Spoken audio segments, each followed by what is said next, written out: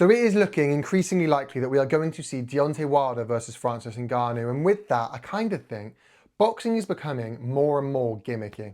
And by that, I mean, we see Gervonta Davis versus Jake Paul, Fury versus Ngannou, AJ versus Ngannou, Floyd Mayweather versus Mike Tyson. And look, I don't think this is as bad as any of them. But what this is a bit of a gimmicky fight. We haven't seen Deontay Wilder fight since Herndon, and he didn't look impressive there. We haven't seen Ngannou fight since AJ, and he got ironed out there. I know he's had a UFC fight since, different sport.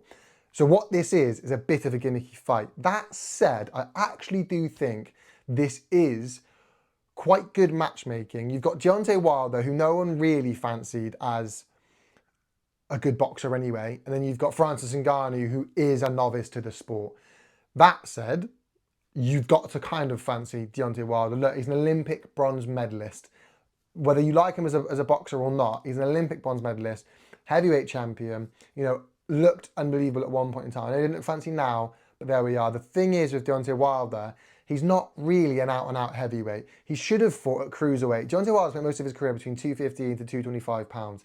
If he could just shed those last 15 pounds, he'd have been a force down at cruiserweight. Think about what he'd have done if he was knocking out people that are 50, 60 pounds heavier than him down at cruiserweight when they're the same weight. In fact, he would have been heavier. But why would you do that when you're knocking out people in the poster division and getting more money? I get it. So that's where Ngannou, who used to have to make weight in the UFC, gets a bit of leverage.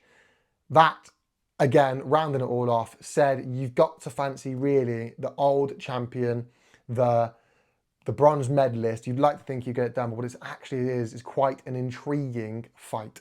Let me know your thoughts.